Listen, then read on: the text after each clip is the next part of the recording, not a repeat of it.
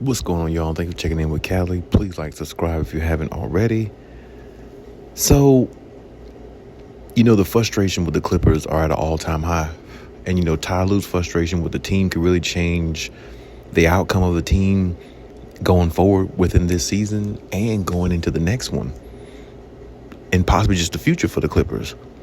Because when you look at the frustration he's having with his team about not playing defense, and even Zubac, said the same thing. Defense is really their key or their issue that they're not playing with consistently enough to win these games.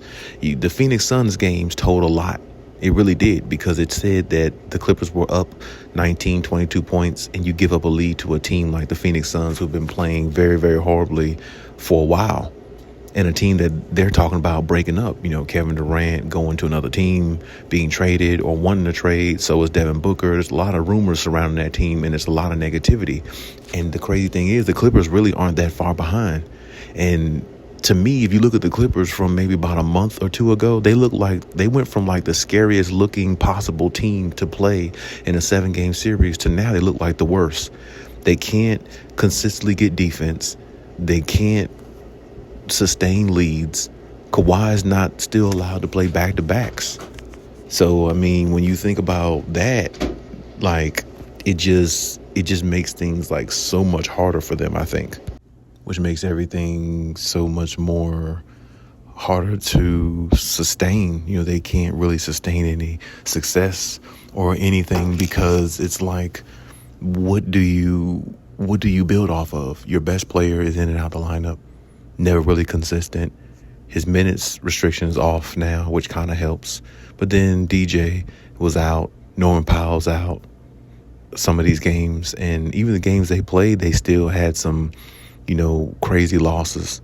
And there again, Norman Powell's more of a scorer rather than a defender. So, you're not getting much defense back with him, even though he can play a little defense, but you're not getting much of a better defender back with him. You are with DJ, but at the same time, he doesn't make up for everything the Clippers, have been doing in regards to their losses. When you have a 22-point lead going into the fourth quarter, 19-point lead, something like that, you got to find a way to close that deal with a Kawhi Leonard and a James Harden. You got to find a way to close that deal. You don't need Derrick Jones Jr. to close that deal, because you didn't need DJ or Norman Powell to build a 19 or 22-point lead. You didn't need them to do that. So you built a 19 to 22-point lead so you can finish it off the same way you played. And I think that's the reason why Ty Lue's frustration is so high with the team, because I feel like, as I said in my last video, he's losing the locker room, and he's damn near lost it, because you're not getting the production out of the guys you feel like you should.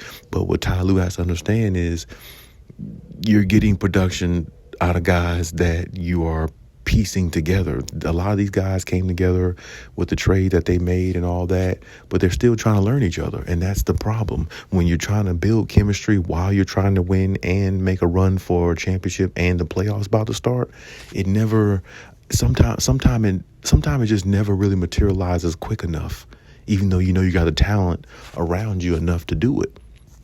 And Bogdanovich is good. Some of the pickups they had are good. Eubanks, he's a good pickup.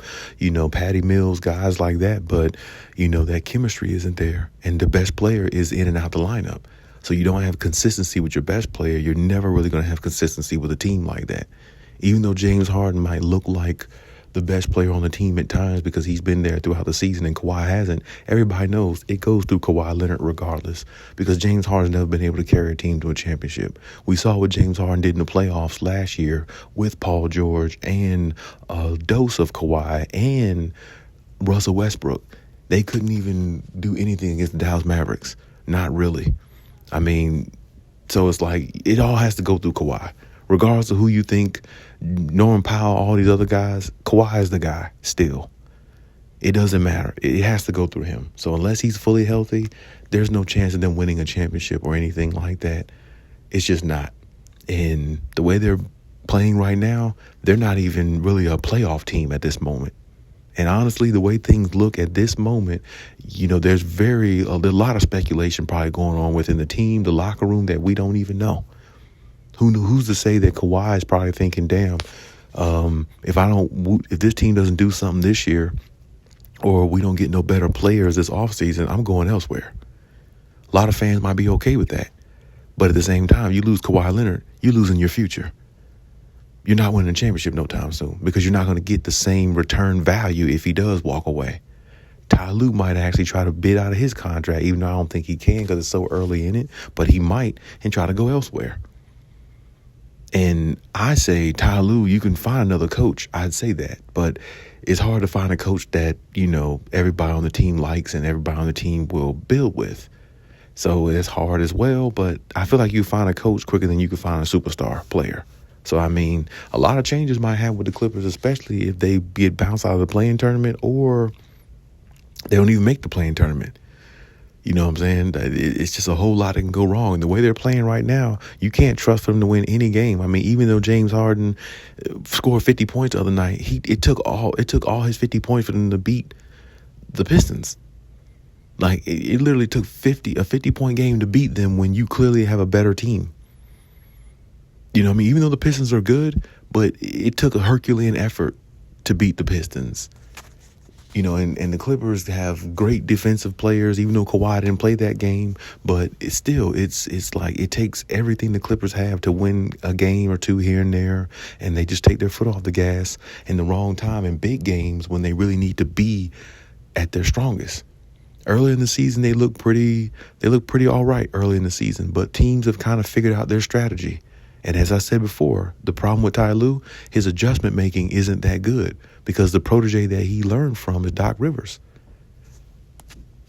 And everybody knows how I feel about Doc Rivers. Never been a fan, never thought he was a great coach, never thought anything. I thought he got lucky with the one championship he got with the Boston Celtics, which they had like a big four, and they were all veterans just about besides Rajon Rondo. So it wasn't really, that difficult of a task to win with that type of talent, all-time great players with a very, very good young point guard in Rondo, who you can pretty much tell him what to do because he was so young, he didn't even have direction.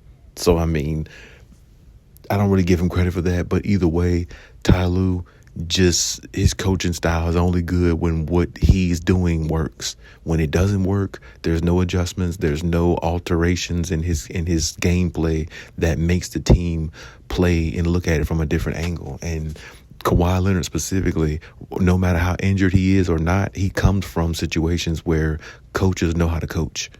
I honestly would say Nick Nurse was a better coach than Ty Lue. Because Nick Nurse had Kawhi one season with the Toronto Raptors, and the adjustments he made in the playoffs, even though Kawhi was hurt, with the pieces that he had and that they went out and traded for, was awesome. And it helped them win the championship. So you got to have a coach to make adjustments too. So honestly, if I were the Clippers, I would let Ty Lue walk before Kawhi. But the way this team is going, season's going, it just might not work out for nobody. I hope it does.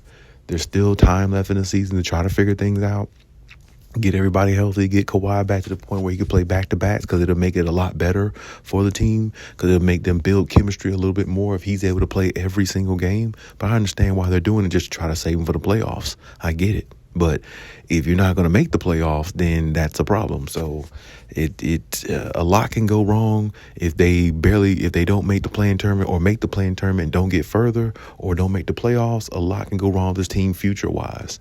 So they got to try to find a way to build and put it together because if they don't, it's a lost season, a lost cause, and honestly, it'll be a lost future for the Clippers organization.